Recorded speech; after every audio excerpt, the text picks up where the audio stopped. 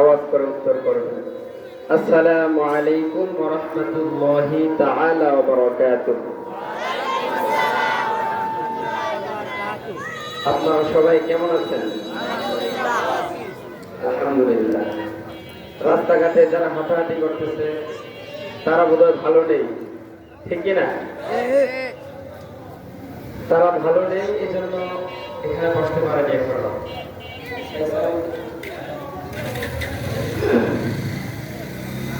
إن الحمد لله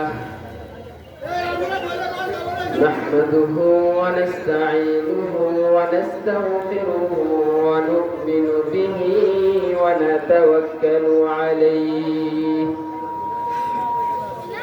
ونعوذ بالله من شرور أنفسنا ومن سيئات أعمالنا من يهد الله فلا مضل له ومن يضلله فلا هادي له ونشهد أن لا إله إلا الله وحده لا شريك له ونشهد أن سيدنا وسندنا وحبيبنا وحبيب ربنا وطبيبنا وطبيب قلوبنا ومولانا محمدا عبده ورسوله صلى الله تعالى عليه وعلى آله وأصحابه وبارك وسلم تسليما كثيرا كثيرا الذي أرسله الله تعالى بالحق بشيرا ونذيرا وداعيا إلى الله بإذنه وسراجا وقمرا منيرا أما بعد فقد قال الله تعالى في كلامه المجيد وفي فرقانه الحميد أعوذ بالله من الشيطان الرجيم بسم الله الرحمن الرحيم إن المسلمين والمسلمات والمؤمنين والمؤمنات والقانتين والقانتات والصادقين والصادقات والصابرين والصابرات والخاشعين والخاشعات والمتصدقين والمتصدقات والصائمين والصائمات والحافظين فروجهم والحافظات والذاكرين الله كثيرا والذاكرات أعد الله لهم مغفرة وأجرا عظيما. وقال النبي صلى الله عليه وآله وسلم لا تدخلون الجنة حتى تؤمنوا ولا تؤمنوا حتى تحابوا أولا أدلكم على شيء إذا فعلتموه تحاببتم أفشوا السلام بينكم أو كما قال النبي عليه الصلاة والسلام. صدق الله مولانا العظيم وصدق رسوله النبي الكريم، ونحن على ذلك من الشاهدين والشاكرين والذاكرين، والحمد لله رب العالمين. وقال تعالى في شان حبيبه مخبرا وآمرا: إن الله وملائكته يصلون على النبي يا أيها الذين آمنوا صلوا عليه وسلموا تسليما. اللهم صل على محمد وعلى آل محمد كما صليت على إبراهيم وعلى آل إبراهيم إنك حميد مجيد. اللهم بارك على محمد وعلى آل محمد كما باركت على إبراهيم وعلى آل إبراهيم إنك حميد مجيد.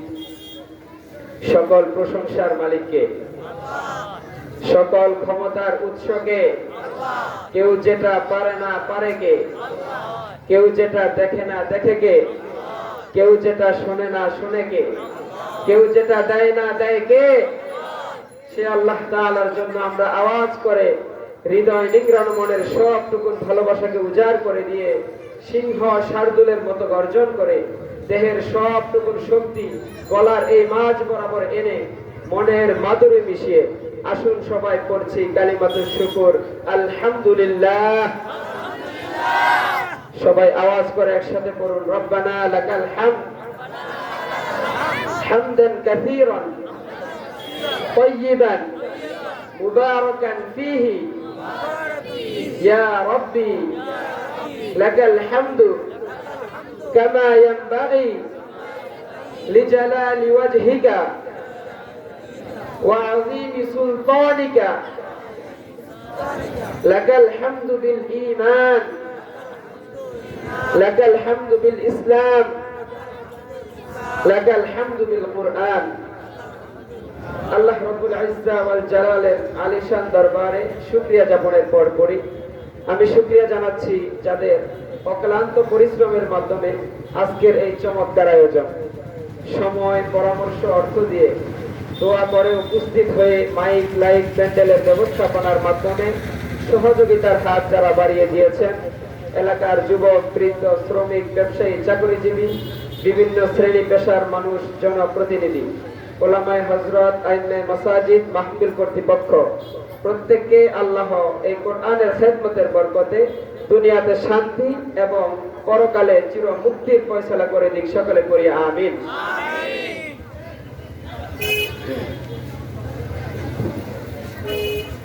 গাছেরখাল বাজার ব্যবসায়ী ও যুবকদের উদ্যোগে আয়োজিত 3 দিনব্যাপী তাফসীরুল কোরআন মাহফিল। 3 দিনব্যাপী তাফসীরুল কোরআন মাহফিলের আজ প্রথম দিনের প্রথম অধিবেশন। মুফতিয়ে মাহফিলে উপস্থিত মুহতারাম সম্মানিত সভাপতি, প্রধান অতিথি, বিশেষ অতিথি, অন্যান্য অতিথি বৃন্দ, হযরতে উলামায়ে একরাম, দূর দূরান্ত থেকে আগত আল্লাহ পাকের আশিকিন, জাকিরিন, শাকিরিন, মুহিব্বিন, মুরব্বিয়ান আযম, কলিজার টুকরা আমার সমবয়সী যুবক বন্ধুগণ, স্নেহের ছোট ভাই, পর্দার আড়ালের মা ও বোনেরা, প্রত্যেককে আমার অন্তরের অন্তরস্থল থেকে শুকরিয়া জানাই। বিশ্বনবী সাল্লাল্লাহু আলাইহি ওয়াসাল্লাম বলেন, মান লাম ইয়াশকুরিন নাসা লাম ইয়াশকুরিল্লাহ, যে মানুষকে শুকরিয়া জানায় না সে আল্লাহকেও শুকরিয়া জানাতে পারে। এজন্য আমি আপনাদেরকে শুকরিয়া জানাচ্ছি। এই যে আপনারা এত ব্যস্ত থাকেন, আপনাদের ব্যস্ত মুখর মূল্যবান সময়গুলো থেকে অনেক যোগ বিয়োগ দিয়ে আল কোরআনের আকর্ষণে মহাবিশ্বয় মহাগ্রন্থ আল কোরআন আল কারীম থেকে কথা শোনার জন্য আপনারা যারা এসেছেন, আপনাদের সকলকে আমার অন্তরের অন্তরস্থল থেকে শুকরিয়া জানাই, ধন্যবাদ জানাই। সম্মানিত প্রিয় ভাইরা, আজকে আমরা একটি কিতাব থেকে কথা শোনার জন্য এখানে আসছি। আওয়াজ করে বলতে হবে কিতাবটির নাম, আরো আওয়াজ করতে হবে এই কিতাবটির নাম। এই কিতাবে কোনো ভুল রয়েছে, কোনো সন্দেহ রয়েছে? এই যে আমাদের যুগ সমস্যার যত ঝামেলা আছে, সমস্যা আছে, এই সব কিছুর সমাধান এই কোরআনে আছে না নাই? সমাধান চাও যদি জীবনে মরণে, ফিরে যাও খুঁজে নাও চোখ রাখো কোরআনে। সবাই পড়ুন, সমাধান চাও যদি জীবনে মরণে, ফিরে যাও খুঁজে নাও চোখ রাখো কোরআনে। সমাধান চাও যদি জীবনে মরণে, ফিরে যাও খুঁজে নাও চোখ রাখো কোরআনে।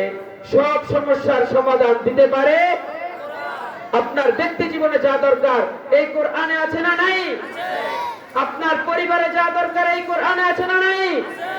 আপনার সমাজে যা দরকার এই কোরআনে আছে না নাই? রাষ্ট্র পরিচালনার জন্য যা দরকার আল্লাহর কোরআনে সেটা আছে না নাই? এই কিতাব থেকে আমরা কথা শুনবো। এই কিতাব পেয়ে আমরা খুশি না বেজার? তাহলে খুশির আওয়াজে আরো একবার আল্লাহর শুকরিয়া আদায় করে নিচ্ছি, পড়ছি আলহামদুলিল্লাহ। শুকরিয়া আদায় করলে নিয়ামত বাড়াইয়া দেয় কে? আর নাশুকরি করলে শাস্তি দেয় কে? আল্লাহ বলেন লা ইন শাকারতুম লা আযীদান্নাকুম। বান্দা নিয়ামত পাইয়া যদি শুকরিয়া আদায় করো, আমি আল্লাহ নিয়ামতকে বাড়াইয়া দিব। করেন সুবহানাল্লাহ। এই ঘোষণা কার? আল্লাহ। বেতন ৫,০০০, এটাকে ১০,০০০ করে দিতে পারে কে? আল্লাহ। নাকি পারে না? সাইকেলওয়ালাকে বাইকের মালিক বানিয়ে দিতে পারে কে? টিনের ঘরওয়ালাকে বিল্ডিং এর মালিক বানিয়ে দিতে পারে কে? আল্লাহ। তার ধনভাণ্ডারে কমতি আছে? আল্লাহ বলে হে বনি আদম, হাদিসে কুদসির ভিতরে আল্লাহ বলেন লাউ আন্না আউওয়ালাকুম ওয়া আখিরাকুম ওয়া ইনসাকুম ওয়া জিন্নাকুম কুমু আলা সুআইদিল ওয়াহিদ। হে বনি আদম, তোমরা সবাই মিলে যদি বিশাল মরুভূমির মাঝখানে জড়ো হয়ে আমি আল্লাহর কাছে চাইতে শুরু করো, তোমরা কেউ বলবে আল্লাহ আমার এটা লাগবে, আরেকজন বলবে আমার ওটা লাগবে, এইভাবে যদি শুধু চাইতে শুরু করো, তোমাদের সকল চাওয়া পাওয়া যদি আমি তোমাদেরকে দিয়ে তোমাদের চাওয়া পাওয়া পুরো করেও ফেলি, তাহলে আমি আল্লাহর ধনভাণ্ডার থেকে ১ ইঞ্চি পরিমাণ কমবে না। করেন সুবহানাল্লাহ। আওয়াজ করে পড়েন আল্লাহু আকবার। কত বিশাল ধনভাণ্ডারের মালিক তিনি। তার ধনভাণ্ডার কমতি আছে? কমতি নেই। কিন্তু আমরা চাইতে জানি না বলে পাই না। চাইতে জানি না, এই জন্য পাই না। আজকে আমাদের সমাজে, আমাদের মধ্যে, আমরা যারা এখানে বসে আছি, আমাদের মধ্যেও শুকরিয়ার চেয়ে বেশি আছে কমপ্লেন, অভিযোগ। ঠিক কিনা? শুকরিয়া নেই, শুধু অভিযোগ। আমার এটা নেই, ওটা নেই, টাকা নেই, বাড়ি নেই, গাড়ি নেই, সুখ নাই, শান্তি নাই, সুন্দর বউ নাই, আমার কিচ্ছু নাই, এমন একদল আছে না নাই? কিন্তু কত কিছু যে আল্লাহ দিয়েছে, এটা যদি লিস্ট পড়তে শুরু করে তাহলে লিখে কি শেষ করা যাবে বলেন? এটা লিস্ট পড়তে শুরু করলে লিখে শেষ করা যাবে না। কিন্তু শুধু অভিযোগ, কমপ্লেন, টাকা চাই, পয়সা চাই, বাড়ি চাই, গাড়ি চাই। কিন্তু বলেন ক্যান্সারে আক্রান্ত, ক্যান্সার নামক একটি রোগ আছে না? ক্যান্সারে আক্রান্ত কোন রোগীর বেডের পাশে গিয়ে যখন দাঁড়িয়ে আপনি তাকে প্রশ্ন করবেন, ভাই তুমি কি চাও? দেখবেন কেমোথেরাপি দিয়ে চেহারাটা ফ্যাকাশে হয়ে গেছে, চুলগুলো পড়ে গেছে, এই চোখের উপরের ভুরুগুলো পড়ে গেছে, দাড়িগুলো পড়ে গেছে, একেবারে লাল স্টেজে চলে এসেছে। তাকে যদি প্রশ্ন করেন ভাই তুমি কি চাও, সে উত্তর করবে ভাই আমি কিচ্ছু চাই না, আমি শুধু বাঁচতে চাই। ঠিক কিনা? সে কি চায়? বাঁচতে চায়। আপনি আর আমি কি চাই? কি চান? আপনারা কি চান? আপনারা তো বেঁচেই আছেন, বাঁচতে চাবেন কেন? আপনারা টাকা চান, পয়সা চান, বাড়ি চান, গাড়ি চান, ফলোয়ার চান, সমাজের দাপট চান। কথা বলেন ঠিক কিনা? কিন্তু ক্যান্সারে আক্রান্ত ব্যক্তি কিচ্ছু চায় না, শুধু একটু বাঁচতে চায়। আর সেই বেঁচে থেকে, সুখী থেকে, শান্তিতে থেকে আল্লাহ তাআলার দেওয়া এত নাজ নেয়ামত পেয়েও আমি কমপ্লেইন করতেছি, অভিযোগ করতেছি।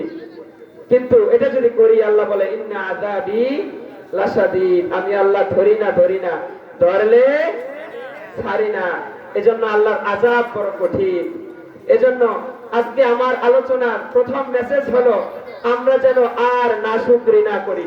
আমরা যেন শুকরগুজার হই সব সময়, সকালবেলা, দুপুরবেলা, বিকালবেলা, বিপদের সময়, সুখের সময়, গরমকাল, শীতকাল, সব সময় আমাদের মুখ থেকে বের হবে কি?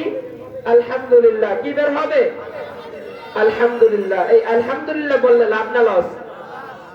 একবার যদি কেউ আলহামদুলিল্লাহ বলে, তাহলে আকাশ আর জমিনের মধ্যে যত ফাঁকা জায়গা আছে, সব ফাঁকা জায়গাটা, পুরা ফাঁকা জায়গাটাকে নেকি দ্বারা তার আমল নামে ভরপুর করে দেওয়া হয়। পড়েন সুবহানাল্লাহ। এজন্য শুকরিয়া করতে রাজি আছেন তো সবাই? শুকরিয়া করবেন সবাই, কমপ্লেন করবেন আর অভিযোগ করবেন। কারা কারা আজকে থেকে নিয়ত করবেন এই মজলিস থেকে যে আজকের পর থেকে, এখন থেকে নিয়ত করলাম যে জীবনে আর কখনো না শুকরি করব না, অভিযোগ করব না। কারা কারা রাজি আছেন হাত তুলে দেখাবেন। লিল্লাহি তাকবীর। সকলে হাত নামান। আল্লাহ সকলকে কবুল করুক। সকলে পড়ি আমিন। আল্লাহ আমাদের সকলকে সব সময় শুকরিয়া আদায় করার তৌফিক দান করুক। সকলে পড়ি আমিন। সময় সংক্ষিপ্ত, আলোচনার দিকে চলে যাই। সম্মানিত প্রিয় হাজিরিন, আমি আপনাদের খেদমতে এই চমৎকার রজনীতে পবিত্র কালামুল্লাহ মাজিদের 33 নম্বর সূরা সূরাতুল আল আহজাব থেকে একটি আয়াত তিলাওয়াত করেছি। আমাকে উত্তর করতে হবে। আমি প্রশ্ন করব, আমাকে উত্তর করতে হবে। কোরআনুল কারীমের ভিতরে সূরা রয়েছে মোট কয়টা? কয়টা? 114টা। কয়টা? আর আওয়াজ করে উত্তর করতে হবে। 114টা। এই 114টা সূরার মধ্য থেকে আমি 33 নম্বর সূরা থেকে একটি আয়াত তেলাওয়াত করেছি। সূরাটির নাম হলো সূরাতুল আহজাব। নাম কি? সূরাতুল আহজাব। 35 নম্বর আয়াত তেলাওয়াত করেছি। এই সূরাটি অবস্থিত কোরআনুল কারীমের 21 নম্বর পারার 17 নম্বর পৃষ্ঠায়। এই সূরাটির ভিতরে আয়াত সংখ্যা রয়েছে মোট 73টি, রুকু সংখ্যা রয়েছে 9টি। এই সূরাটি হলো মাদানী সূরা।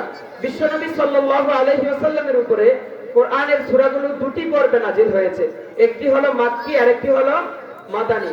বিশ্বনবী সাল্লাল্লাহু আলাইহি ওয়াসাল্লামের হিজরতের আগে যে সূরা নাযিল হয়েছে সেগুলো হলো মাক্কি, আর হিজরতের পরে যেগুলো নাযিল হয়েছে সেগুলো হলো মাদানী। এটি হিজরতের পরে নাযিল হয়েছে, এজন্য এটি কি সূরা?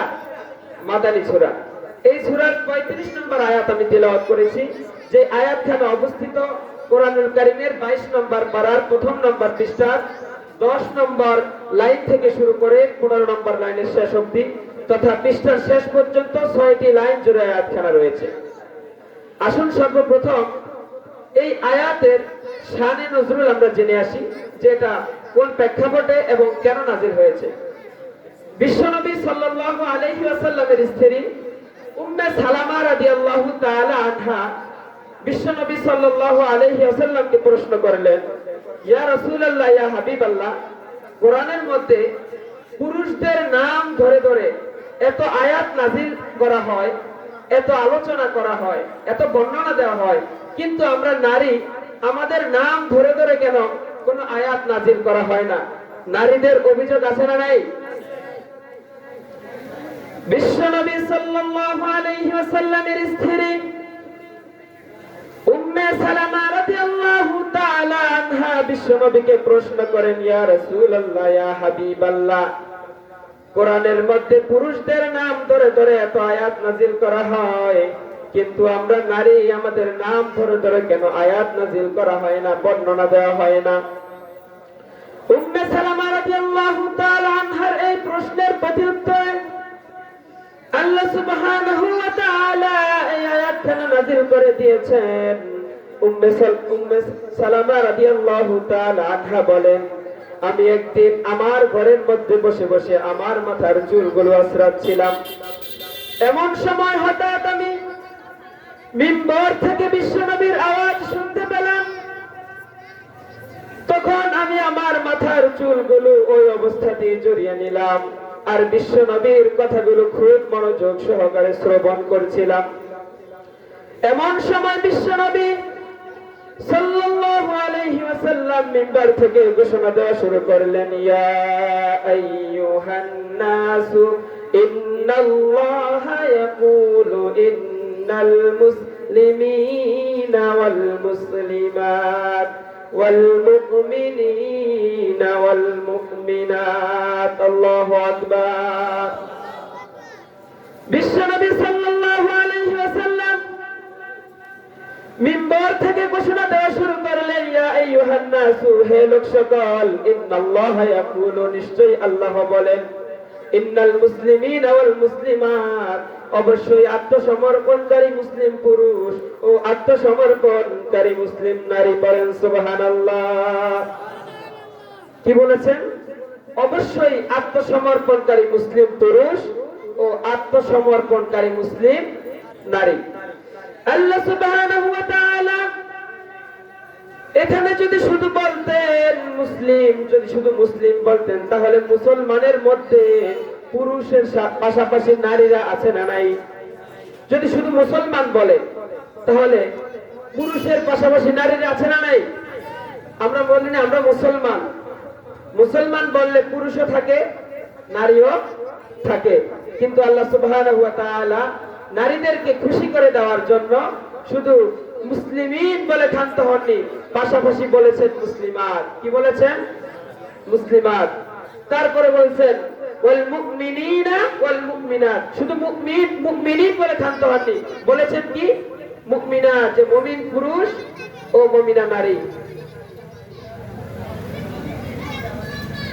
আল্লাহ সুবহানাহু ওয়া তাআলা নারীদেরকে খুশি করানোর জন্য এই আয়াত নাযিল করে দিয়ে, এই আয়াতের মধ্যে একবার আর দুইবার নয়, এক এক করে টানা 10 বার নারীদের নামকে উল্লেখ করেছেন। পড়েন সুবহানাল্লাহ। কয়বার? 10 বার নারীদের নাম উল্লেখ করেছেন। আমার ভাইয়েরা, বন্ধুরা, মুরব্বী বাবারা, পর্দার আড়ালের মা ও বোনেরা, আমার কথাগুলো ভালোভাবে শ্রবণ করুন। কান দুটি খরগোশের কানের মতো খাড়া করে দিয়ে আমার কথাগুলো খুব মনোযোগ সহকারে শ্রবণ করুন। আল্লাহ সুবহানাহু ওয়া তাআলা নারীদেরকে খুশি করার জন্য এই আয়াতখানা নাযিল করে দিয়ে এই আয়াতের মধ্যে একদল লোকের বর্ণনা দিয়েছেন, যাদের জন্য আল্লাহ বলেন, আমি তাদের জন্য প্রস্তুত করে রেখেছি ক্ষমা, রেখেছি মহা প্রতিদান। সুবহানাল্লাহ। বাড়িতে গিয়ে ঘোষণা দিয়েছেন কে? যে একদল লোক রয়েছে যাদের জন্য আমি আল্লাহ প্রস্তুত করে রেখেছি ক্ষমা, রেখেছি মহা প্রতিদান। ঘোষণাটা কার? আচ্ছা বলেন, আমরা যারা চাকরি করি, আমাদের যদি বস বলে, কারো নাম ধরে, যে সিয়াম, ফোন দিয়ে বলে, সিয়াম তুমি আসো, তোমার জন্য আমি অমুক জায়গায় একটি বাড়ি বানিয়ে রাখছি, যেই বাড়ির ভিতরে শুধু তুমিই থাকবে, আর কেউ থাকবে না, এটা তোমার জন্য আমি বানিয়েছি, এটা তোমাকে আমি উপহার দিব। এই কথা যদি শুনি তাহলে কেমন লাগবে? খুব ভালো লাগবে না? তো এখানে আল্লাহ সুবহানাহু ওয়া তাআলা নিজে ঘোষণা দিতেছেন যে একদল লোক রয়েছে যাদের জন্য আমি আল্লাহ প্রস্তুত করে রেখেছি ক্ষমা, রেখেছি মহা প্রতিদান। এই ঘোষণা কার? তাহলে বলে 10টি গুণ তাদের মধ্যে থাকতে হবে, 10টি বৈশিষ্ট্য। তাহলে এই 10টি গুণে গুণান্বিত হতে আমরা চাই কি চাই না? এই 10টি বৈশিষ্ট্য আমাদের ভিতরে থাকুক, এটা চাই কি চাই না? তাহলে আসুন আমরা সরাসরি কোরআন থেকে জানি যে সেই 10টি গুণ কি। আল্লাহ সুবহানাহু ওয়া তাআলা বলেন, 1 নম্বর গুণ থাকতে হবে ইন্নাল মুসলিমিনা ওয়াল মুসলিমাত, অবশ্যই আত্মসমর্পণকারী মুসলিম পুরুষ ও আত্মসমর্পণকারী মুসলিম নারী। আত্মসমর্পণকারী মুসলিম পুরুষ ও আত্মসমর্পণকারী মুসলিম নারী। খুব মনোযোগ সহকারে কথাটা শ্রবণ করেন, অনেক মজার আলোচনা। আমরা যারা নিজেদেরকে মুসলমান বলে দাবি করি, আমরা শুধু কালিমায়ে তাইয়্যিবা আর কালিমায়ে শাহাদার ঘোষণা দিয়ে নিজেদেরকে মুসলমান দাবি করি, কিন্তু কালিমায়ে তাইয়্যিবা আর কালিমায়ে শাহাদাত ঘোষণা দিয়েই কেউ মুসলমান হতে পারে না। আব্দুর রহিম আর আব্দুল করিম নাম রাখলেই মুসলমান হওয়া যায় না, শুধু গরু খাইলেই মুসলমান হওয়া যায় না। মুসলমান যদি হতে হয় তাহলে আত্মসমর্পণ করা লাগে, ঠিক কিনা? মুসলমান হতে হলে কি করা লাগে? আত্মসমর্পণ। আল্লাহ বলছেন ইন্নাল মুসলিমিনা ওয়াল মুসলিমাত, অবশ্যই আমার ক্ষমা যদি পেতে চাও আর মহা প্রতিদান দিবসে জান্নাতকে যদি মহা প্রতিদান হিসেবে পেতে চাও, তাহলে এক নম্বর গুণ থাকতে হবে ইন্নাল মুসলিমিনা ওয়াল মুসলিমাত, অবশ্যই আত্মসমর্পণকারী মুসলিম পুরুষ ও আত্মসমর্পণকারী মুসলিম নারী। আত্মসমর্পণ মানে সারেন্ডার। পুলিশ যখন কোন অপরাধীকে পিস্তল ঠেকায়, তখন অপরাধী কি হাত দুটি উপরে উঠায়, উঠে বলে সারেন্ডার। কি করে? সারেন্ডার, যে আমি আত্মসমর্পণ করেছি। আমরা যদি পরিপূর্ণ মুসলমান হতে চাই, তাহলে আমাদেরকে সারেন্ডার করতে হবে একজনের কাছে, আওয়াজ করে বলতে হবে তিনি কে, তার কাছে সারেন্ডার করতে হবে। এখন নিজেদেরকে প্রশ্ন করুন যে আমরা আল্লাহর যত বিধান রয়েছে, আল্লাহর যত আদেশ রয়েছে, সব কিছুর কাছে, আল্লাহর যত কোরআনে বাণী রয়েছে, সব কিছুর কাছে নিজেদেরকে সারেন্ডার করতে পারছি কিনা? যদি পারি, তাহলে আমরা হব মুসলিমিন, আর আমাদের মা বোনরা হবে মুসলিমাত। আমরা কি পেরেছি আল্লাহর যত বিধান রয়েছে সব কিছুর কাছে সারেন্ডার করতে? বলেন, পেরেছি? যারা পরিপূর্ণ মুসলমান হতে চায়, তারা আত্মসমর্পণ করা লাগে, তারা সারেন্ডার করতে হয় কার কাছে? আল্লাহর কাছে। যারা আল্লাহর কাছে সারেন্ডার করে, আত্মসমর্পণ করে, তাদের নিজেদের কোনো ইচ্ছা থাকে না। আল্লাহর যে বিধান রয়েছে, আল্লাহর দেওয়া যে ফয়সালা, তাতেই তারা সন্তুষ্ট থাকে। তাতে আমরা সন্তুষ্ট আছি তো? এজন্য আমরা নামাজের পরে বলি রাদিতু বিল্লাহি রাব্বা ওয়া বিল ইসলামি দীনা, আল্লাহকে রব হিসেবে পেয়ে আমরা খুশি, আর ইসলামকে দ্বীন হিসেবে পেয়ে আমরা খুশি না বেজার। আবার ইসলামকে দ্বীন হিসেবে রব্বুল আলামিন আমাদেরকে দিয়ে তিনিও খুশি না বেজার। এজন্য রব্বুল আলামিন বলেন اليوم أكملت لكم دينكم وأتممت عليكم نعمتي ورضيت لكم الإسلام دينا। رضيت لكم الإسلام دينا, ইসলামকে দ্বীন হিসাবে মনোনীত করে আমি আল্লাহ খুশি। তাহলে এই ইসলামকে দ্বীন হিসাবে পেয়ে আমরা খুশি না বেজার? এই ইসলাম পেয়ে আমরা সন্তুষ্ট না? ইসলাম যা দিয়েছে তা পরিপূর্ণ না? আমাদের এর চেয়ে বেশি লাগবে? আল্লাহ বলেন ওয়ামান ইয়াবতাগি গায়রাল ইসলামি দীনান ফালান ইউকবালা মিন ওয়া হুয়া ফিল আখিরাতি মিনাল খাসিরিন। যারা ইসলাম ছাড়া অন্য কোন দিন চায়, ইসলাম পেয়ে যারা সন্তুষ্ট থাকে না, ইসলাম ছাড়া অন্য কোন দিনের মধ্যে গিয়ে যারা সমাধান তালাশ করে, তাদেরকে অপমানিত করে ছাড়বেন কে? বলে তাদের কোনো কিছুই আমি আল্লাহ কবুল করব না। আর কাল কিয়ামতের দিন আখিরাতের ময়দানে সে হবে হাই হাই কোম্পানির ম্যানেজার, হাই হাই কোম্পানির, ওয়া হুয়া ফিল আখিরাতি মিনাল খাসিরিন, সে হবে ক্ষতিগ্রস্তদের অন্তর্ভুক্ত। মানে হাই হাই কোম্পানির, সবাই বলেন হাই হাই কোম্পানির। আমরা কি হাই হাই কোম্পানির ম্যানেজার হতে চাই? তাহলে আমরা আত্মসমর্পণ করতে হবে কার কাছে? আল্লাহর কাছে। তারপরে আল্লাহ বলেন 2 নম্বর গুণ থাকতে হবে ওয়াল মুমিনিনা ওয়াল মুমিনাত, মুমিন পুরুষ ও মুমিনা নারী, বিশ্বাসী পুরুষ বিশ্বাসী নারী। এই বিশ্বাস যদি আল্লাহর উপর থাকে, এই বিশ্বাস যদি রাসূলগণের উপর থাকে, এই বিশ্বাস যদি আসমানি কিতাব সমূহের উপরে থাকে, তাহলে তার জন্য নাজাত আছে না নেই? রব্বুল আলামিন বলেন ঈমানের বড় দাম। ঈমানদার হতে হবে, ঈমানদার পুরুষ, ঈমানদার নারী হতে হবে। ঈমানের আবিধানিক অর্থ হচ্ছে বিশ্বাস স্থাপন করা বা কোন জিনিসকে সত্য বলে মেনে নেওয়া। আর ইসলামের পরিভাষায় বিশ্বনবী সাল্লাল্লাহু আলাইহি ওয়াসাল্লাম আল্লাহ তাআলার পক্ষ থেকে যে দ্বীন ও শরীয়ত নিয়ে এসেছেন, তাতে পরিপূর্ণ বিশ্বাস স্থাপন করার নাম ঈমান। মুহাদ্দিসিন ইকরামগণ বলেন আল ঈমানু হুয়া তাসদীকু বিল জিনানি ওয়াল ইকরারু বিল লিসানি ওয়াল আমালু বিল আরকান। ঈমান হলো অন্তরে বিশ্বাস করা, মুখে স্বীকার করা, আর ইসলামের মৌলিক বিষয়গুলোর উপর আমল করা। এজন্য সর্বপ্রথম শরীয়তের নির্দেশ অনুযায়ী প্রধানত 7টি জিনিসের উপরে ঈমান আনা অপরিহার্য। কয়টি? 7টি। আর আওয়াজ করে বলেন কয়টি? 7টি। 1 নম্বর আল্লাহর উপর ঈমান আনতে হবে। 2 নম্বর ফেরেশতাগণের উপর ঈমান আনতে হবে। 3 নম্বর আসমানি কিতাব সমূহের উপর ঈমান আনতে হবে। 4 নাম্বার রাসূলগণের উপর ঈমান আনতে হবে, 5 নাম্বার পরকালের উপর ঈমান আনতে হবে, 6 নাম্বার তাকদীরের ভালো মন্দের উপর ঈমান আনতে হবে, 7 নাম্বার মৃত্যুর পর পুনরুত্থানের উপর ঈমান আনতে হবে। এই 7 জিনিসের উপর যদি আমরা ঈমান আনতে পারি তাহলে আমরা হব মুমিনিন, আর আমাদের মা বোনরা হবে মুমিনাত। এজন্য এই ঈমান বড় দামি জিনিস। বলে এই 7 জিনিসের উপরে যারা ঈমান এনে ফেলবে, আনার ফলে তাদেরকে পুরস্কার হিসাবে একটি সংখ্যা দেওয়া হবে। এই ঈমান হলো একটি সংখ্যার মতো, আর আমরা যে আমল করি এই আমল হলো স্বর্ণের মতো। ধরেন এই 7 জিনিসের উপরে যদি ঈমান এনে ফেলি, ঈমান আনার পরে আমরা পুরস্কার হিসেবে এক পেলাম, একটা সংখ্যা। তারপরে একটি নেক আমল করলাম, একটি স্বর্ণ পেলাম, তাহলে কত হলো?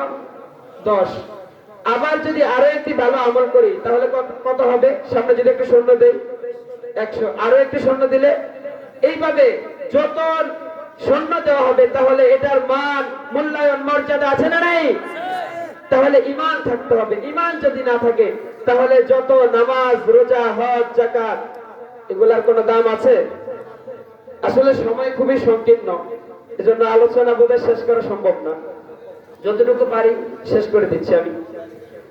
এরপরে রব্বুল আলামিন বলেন 3 নাম্বার গুণ থাকতে হবে ওয়াল কানিতিনা ওয়াল কানিতাত, সত্যবাদী, সত্যবাদী পুরুষ ও সত্যবাদিনী নারী। ওয়াল কানিতিনা ওয়াল কানিতাত, অনুগত পুরুষ ও অনুগত নারী। আমরা অনুগত করব কার? আমরা সব সময় অনুগত করব কার? এজন্য রব্বুল আলামিন বলেন ইয়া আইয়ুহাল্লাযীনা আমানু আতিউল্লাহ ওয়া আতিউর রাসূল ওয়া লা তুবতিলু আমালাকুম। হে ঈমানদারগণ, তোমরা আল্লাহর আনুগত্য করো এবং রাসূলের আনুগত্য করো, আর তোমাদের আমলগুলোকে বিনষ্ট করে ফেলো না। তোমরা আল্লাহর আনুগত্য ছেড়ে, তোমরা রাসূলের আনুগত্যকে ছেড়ে তোমরা এমন কোন দলের মিছিল মিটিংয়ে যেও না যেই দলের ভিতরে মুসলমান হওয়া সত্ত্বেও নারায়ে তাকবীর আর আল্লাহু আকবারের স্লোগান দেওয়া যায় না। কথা বলেন ঠিক কিনা? এমন দলের মিছিলে গিয়ে তোমরা নিজেদের আমলগুলোকে বিনষ্ট করে ফেলো না। তোমরা রাসূলের আদর্শকে বাদ দিয়ে এমন কোন নেতার আদর্শ গ্রহণ করো না যেই নেতা উজুর পরস্ত পর্যন্ত জানে না, যেই নেতার নামাজ নাই, রোজা নাই, যেই নেতা তোমাকে নামাজের কথা বলে না, এমন কোন নেতার আনুগত্য করো না। কথা বলেন ঠিক কিনা? এমন নেতার যদি আনুগত্য আমরা করি, ওয়ালা তুবতিলু আমালাকুম, আমাদের আমলগুলোকে বরবাদ করে দিবেন কে? আমরা যদি প্রথমে মুসলমান হয়ে যাই, তারপরে যদি ঈমানদার হয়ে যাই, তারপরে 3 নম্বরে আমরা ওই দুইটাকে ঠিক রাখার জন্য আনুগত্য করতে হবে কার? ওই দুইটাকে ঠিক রাখার জন্য আমরা আল্লাহর আনুগত্য করতে হবে। কিন্তু আল্লাহ বলেছেন যে আল্লাহর স্পেশাল ক্ষমা যদি পেতে হয়, আল্লাহর স্পেশাল মহা প্রতিদান যদি পেতে হয়, তাহলে কোন আনুগত্যকারী সেই স্পেশাল পুরস্কার পাবে? আল্লাহ বলেন আম্মান হুয়া কানিতুন آناء الليل ساجدا وقائما يحذر الآخرة ويرجو رحمة ربه। যারা রাতের বিভিন্ন অংশে দাঁড়িয়ে অথবা সিজদায় অবনত হয়ে তার রবের আনুগত্য প্রকাশ করে, আখিরাতকে ভয় করে এবং তার রবের অনুগ্রহ প্রত্যাশা করে, তার জন্য আমি আল্লাহ রেখে দিয়েছি ক্ষমা, রেখে দিয়েছি মহা প্রতিদান। ওগুলা হলো আমাদের, আমরা যখন চাকরি করি আমাদের 12 ঘন্টা ডিউটি থাকবে, ডিউটি করতে হয় না, সেটা হলো মূল। আর যদি ওভারটাইম করি সেটা হলো বাহাদুরি, সেটার জন্য স্পেশাল কিছু পাবো। আমাদের ওই মুসলমানিত্ব এবং ইমানদারিতা ঠিক রাখার জন্য আমরা আনুগত্য করতে হবে কার? আল্লাহ। কিন্তু স্পেশাল ক্ষমা যদি পেতে চাই তাহলে আমাদেরকে ওভারটাইম করতে হবে। কি করতে হবে? রাতের বিভিন্ন সময় দাঁড়িয়ে আনুগত্য প্রকাশ করতে হবে কার? আল্লাহর। আল্লাহর অনুগ্রহ প্রত্যাশা করতে হবে। এজন্য আমার সময় খুবই সংকীর্ণ থাকার কারণে আমি যে আলোচনা নিয়েছি আসলে ওরা লেট করে ফেলছে, এজন্য সেদিকে আগাতে পারলাম না। এজন্য যেই কথাগুলো, এই 3টা বিষয় বললাম, 1 নম্বরে পরিপূর্ণ মুসলমান হতে হবে, 2 নম্বরে ইমানদার হতে হবে, 3 নম্বরে আনুগত্য করতে হবে কার? আল্লাহর। আল্লাহর আনুগত্য করি? হ্যাঁ, কিভাবে আল্লাহর আনুগত্য করি? আমরা তো ইসলামের কোন কাজের সাথে নাই, ইসলামের কোন দলের সাথে নাই, আমরা মসজিদ মাদ্রাসার সাথে কোনো ভালো সম্পর্ক আমাদের আছে? বলেন। এই যে তাফসীর মাহফিল, এগুলোর সাথে আমাদের ভালো কোনো সম্পর্ক নাই। এই যে আপনাদের বাজারের দুই পাশে মনে হয় দুইটা মাদ্রাসা আছে, আছে না? ওই পাশে একটা মাদ্রাসা আছে, সেই মাদ্রাসার মুহতামিম সাহেব আমার পাশে বসা, জনাব হাফেজ মাওলানা শেখপুরি ভাই মাদ্রাসা। সেদিন আমি ঢুকলাম, দেখলাম যে আলহামদুলিল্লাহ কি সুন্দর পোলাপাইন, ছোট ছোট বাচ্চারা। এই যে আপনারা দেখেন না, কিছুক্ষণ আগে দাঁড়িয়ে এখানে বললো যে সুন্দর কেরাত বললো, যে সুন্দরভাবে গজল পরে আপনাদেরকে শোনালো। এখন আপনারা যদি আল্লাহর আনুগত্য করেন, তাহলে আল্লাহওয়ালাদের সাথে থাকার দরকার আছে না নাই? মসজিদ মাদ্রাসার সাথে সম্পর্ক রাখার দরকার আছে না নাই? আপনারা, আমরা দেখি অনেকেই নিজের ছেলে সন্তানকে ভালো একটি প্রতিষ্ঠানে পড়ায়, কিন্তু এলাকার যে প্রতিষ্ঠান থাকে সেই প্রতিষ্ঠানকে মূল্যায়ন করে না, মূল্য দেয় না। সে গর্ববোধ করে তার যেই সন্তান হাফেজ হয়েছে, মাওলানা হয়েছে তাকে নিয়ে, কিন্তু তার মহল্লায় যে একটি প্রতিষ্ঠান আছে সেটা নিয়ে কিন্তু তার গর্ববোধ হয় না। কিন্তু দেখেন, বলে হয়েছে যে একজন আলেম হয়, সে আমল করে। কি করে? আমল। আমল হলো আম খাওয়ার মতো। কিসের মতো? আম খাওয়ার মতো। আর যে প্রতিষ্ঠান, যেই আমরা যেই আলেম হই, আলেম গড়ার যে প্রতিষ্ঠান, সেটা হলো গাছ লাগানোর মতো। একটা হলো আম খাওয়ার মতো, আর একটা হলো গাছ লাগানোর মতো। দুই বন্ধু মিলে বাজারে গেল, একজনে আম কিনে নিয়ে আসলো, আরেকজনে একটি আমের চারা নিয়ে আসলো। এখন যেই বন্ধু আম নিয়ে আসলো, তার ছেলে সন্তান খেয়ে খুবই খুশি, বাবা আম নিয়ে আসলো। আর যে গাছ নিয়ে আসলো, চারা নিয়ে আসলো, তার ছেলে সন্তান কিন্তু খুশি না। আমার বাবা চারা নিয়ে আসলো, আম খেতে পারলাম না, ওরা আম খেলো। কিন্তু এই আমের গাছ যখন রোপণ করলো, 1 বছর পরে দেখা গেল সেটাতে 10টা আম ধরছে। কয়টা? তারপরের বছর 20টা, এরপরের বছর 1 মণ, এরপরের বছর 2 মণ, 5 মণ, 10 মণ, এইভাবে ধরতেছে সেই গাছে।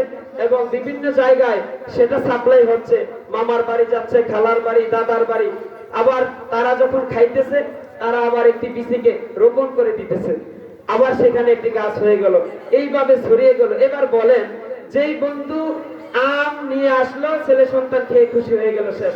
আর যেই বন্ধু চারা নিয়ে আসলো, চারা লাগিয়ে দিল। এখন উত্তম কাজ করছে কে? যে চারা নিয়ে আসলো সে কি করলো? উত্তম কাজ। যে আম আনলো, খেয়ে ফেললো, শেষ। এটার ফায়দা এতক্ষণই। কিন্তু যে চারা রোপণ করলো, এটার কোনো লস আছে বলেন? এটার ফায়দার কোনো শেষ আছে? সেখানে যতদিন গাছ থাকবে, বিভিন্ন জায়গায় আম যাবে, মানুষ খাবে, আবার চারা রোপণ হবে, আবার সেই আদি রোপণ করে দিবে, এখান থেকে আবার কি গাছ উৎপন্ন হবে, আবার ফল ধরবে। এজন্য এই প্রতিষ্ঠানগুলো হলো ঠিক এমন।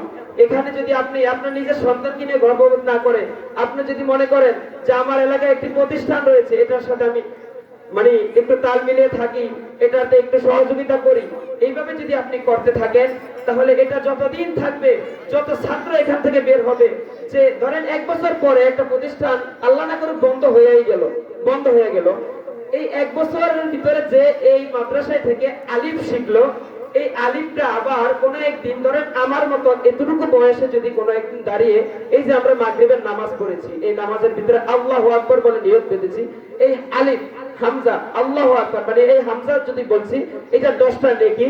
এই নেকি আমি যে কার কাছ থেকে শিখেছি, কোন প্রতিষ্ঠানে শিখেছি, এবং সেই প্রতিষ্ঠানে কারা সহযোগিতা করেছে, এটা আমার জানা নাই, কিন্তু তাদের আমল নামায় এই সওয়াব চলে গেছে, বলেন সুবহানাল্লাহ। এজন্য এই প্রতিষ্ঠানগুলোতে ছেলে সন্তানদেরকে দিয়ে সহযোগিতা করে, সুন্দর পরামর্শ দিয়ে এদের সাথে থাকবেন তো? আপনারা থাকবেন? আওয়াজ করে পড়েন ইনশাআল্লাহ। থাকবেন? আল্লাহ পাক আমাদেরকে যতটুকু কথা হলো ভুল ভ্রান্তি ক্ষমা করেন, আমাকে সহ প্রত্যেককে আমল করার তৌফিক দান করুন। সকলে পড়ে আমিন। ওয়া আখিরু দাওয়ানা আলহামদুলিল্লাহি রাব্বিল আলামিন। আসসালামু আলাইকুম ওয়া রাহমাতুল্লাহ। আলহামদুলিল্লাহ।